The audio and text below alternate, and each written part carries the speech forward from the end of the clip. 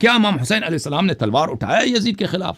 یہ آپ لوگوں کے علماء ہیں، یہ ان کی ایکسپلینیشن، ان کا تجزیہ ہے کہ امام حسین علیہ السلام نے انقلاب کیا یزید کے خلاف. یہ غلط تجزیہ ہے، ایک باطل تجزیہ ہے. امام حسین علیہ السلام 20 سال معاویہ کے دور حکومت میں تھے. معاویہ ممبروں سے امیر المومنین علیہ السلام کو گالی دیتے تھے، اہل بیت علیہ السلام کو گالی دیا جاتا تھا. امام حسین علیہ السلام نے قیام نہیں کیا اور نہ کبھی لوگوں کو دعوت دی قیام کرنے کی. مذہب اہل بیت علیہ السلام میں قیام مخصوص ہے قائم کے لیے، امام حجت امام منتخب علیہ السلام کے لیے. امام جب یزید خلیفہ بنایا تو امام حسین علیہ السلام مدینہ ہی میں شہید ہو جاتے. وہ مدینے سے خائفا یترقب، سب روایات میں موجود ہے کہ وہ خوف کی حالت میں مدینے سے نکل گئے، مکہ چلے گئے، مکے میں شہید ہو جاتے. مکے میں انہوں نے کسی کو دعوت نہیں دی کہ تم آ کے میں نے یزید کے خلاف میں نے جنگ لڑنا ہے، تم میری ساتھ دے دو. وہ مکے میں بھی یہی کہہ رہے تھے کہ میں دنیا میں جہاں چلا جاؤں بنی امیہ مجھے قتل کر دیں گے، یزید مجھے قتل کر دے گا، میں دنیا میں جہاں بھی جاؤں مجھے قتل کیا جائے گا. تو اس وقت کوفے کے لوگوں نے ان کو دعوت دی کہ آ جاؤ ہمارے پاس، آ جاؤ ہمارے پاس. دیکھیں مذہب اہل بیت علیہ السلام اس طرح نہیں ہے کہ جائر خلیفہ کے خلاف آپ تلوار نہیں اٹھا سکتے. مذہب حقہ میں یہ ہے کہ اگر لوگوں کی ایک باری اکثریت آپ کے ساتھ دے دیں، لوگوں کی ایک بڑی تعداد آپ کی سپورٹ کریں تو امام وقت قیام کر سکتا ہے. امیر المومنین علیہ السلام نے ابو بکر عمر کے خلاف اگر قیام نہیں کیا، مذہب حقہ میں اس لیے نہیں ہے کہ ابو بکر عمر کے خلاف قیام کرنا حرام تھا. مذہب شیعہ میں یہ ہے کہ کیونکہ ان کے پاس انصار نہیں تھے، یاور نہیں تھے، تو کیا انہوں نے قیام نہیں کیا. اصل ایکسپلینیشن یہ ہے. تو اب جب وہ کوفے میں آئے ہیں، مکے میں تھے، تو اتنے لیٹر آ گئے کوفے والوں سے، اتنے میسیجز آ گئے کہ ان پہ حجت تمام ہو گئی. اتنے لوگ انہوں نے نصرت کا وعدہ دیا ہے، ٹھیک ہے نا. تو یہ بات کہ جو تم لوگوں نے بنا دیا کہ امام وقت کے خلاف قیام نہیں کر سکتے، یہ آپ لوگوں کا عقیدہ ہے، یہ شیعہ عقیدہ نہیں ہے. شیعہ عقیدہ یہ ہے کہ اگر امام معصوم علیہ السلام کے پاس یاور انصار ہوں تو وہ یہ کام کر سکتا ہے. جیسے کہ قتل عثمان کے بعد لوگوں نے بیعت کی امیر المومنین علیہ السلام نے، امیر المومنین علیہ السلام نے حکومت بنائی ہے، ٹھیک ہے نا، کیونکہ اتنے یاور انصار تھے.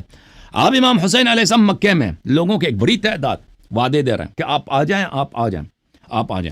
تو اگر امام حسین علیہ السلام کوفے نہ چلے جاتے تو وہ مکے میں شہید ہو جاتے، مکے ہی میں شہید ہو جاتے. ان کے پاس دنیا میں کہیں جانے کا راستہ نہیں. اور اس کے علاوہ تاریخ بھی ان کو مذمت کر دیتی کہ آپ کوفہ اگر پہنچ جاتے، آپ وہاں پہ حکومت بنا لیتے. یزید کو شکست دینا آسان سی بات تھی، یزید کو شکست ہو جاتا یزید کو، اور آپ پورے عالم اسلام کے امام اور خلیفہ بن جاتے.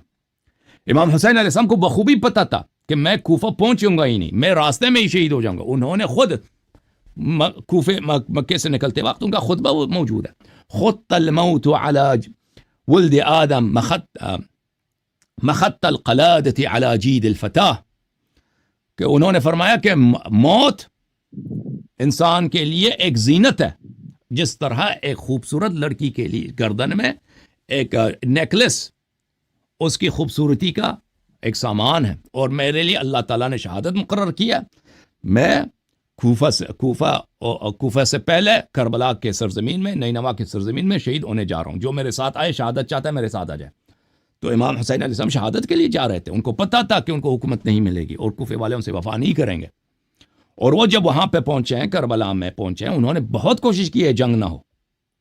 انہوں نے طلب کیا مخالفین سے کہ مجھے جانے دو، میں جاؤں گا کسی بارڈر پہ رہوں گا، ایک عام مسلمان کی طرح، ایک عام شہری کی طرح ادھر جا کے رہوں گا. کہ سامنے والوں نے ان کی کسی بات کو نہیں مانا. وہ کہہ رہے تھے کہ آپ ابن مرجانہ جو آپ کے متعلق فیصلہ سنا دے گا اس پہ آپ تسلیم ہو جائیں، سر تسلیم خم کر دیں، ٹھیک ہے نا. تو وہ یہ نہیں کہتے تھے کہ ابن مرجانہ آپ کو جانے دے گا، نہیں، جو فیصلہ سنائے گا. اور امام حسین علیہ السلام کو بخوبی پتا تھا کہ مسلم ابن عقیل کو ان لوگوں نے خود کچھ دن پہلے اسی طرح وعدہ کر کے امان دے کر پھر ان کو ذلیل کر کے شہید کیا تھا ان لوگوں نے. تو یہ بھی اسی طرح مجھے شہید کرنا چاہتے ہیں، لیکن امام حسین علیہ السلام ذلت نہیں چاہتے تھے، انہوں نے شہادت قبول کیا. تو یہ یہاں پہ دو مختلف، یہاں پہ دیکھیں واقع کربلا کے انٹرپریٹیشن ہے، دو مختلف اس کے تحلیل اور تجزیہ ہے. ایک تجزیہ ہے جھوٹا تجزیہ جو جماعت عمریہ کے علماء پیش کرتے ہیں اور شیعہ مولویوں نے انہی سے سنا ہے، اور انقلابی جو دجالی شیعہ علماء ایران کے لائن پہ چلتے ہیں وہ انہوں نے بھی اسی کو اپنایا ہوا ہے کہ امام حسین علیہ السلام نے انقلاب کیا ہے. یہ بالکل غلط ہے.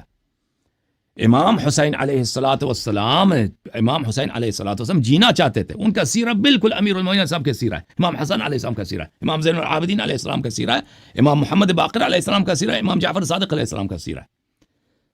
امام امیر المؤمنین علیہ السلام, امام حسن علیہ السلام, امام زین العابدین علیہ السلام, امام باقر, امام صادق علیہ السلام کو وقت کے خلفاء ذلت پہ مجبور نہیں کرتے تھے, ذلت پہ مجبور کریں. ٹھیک ہے نا.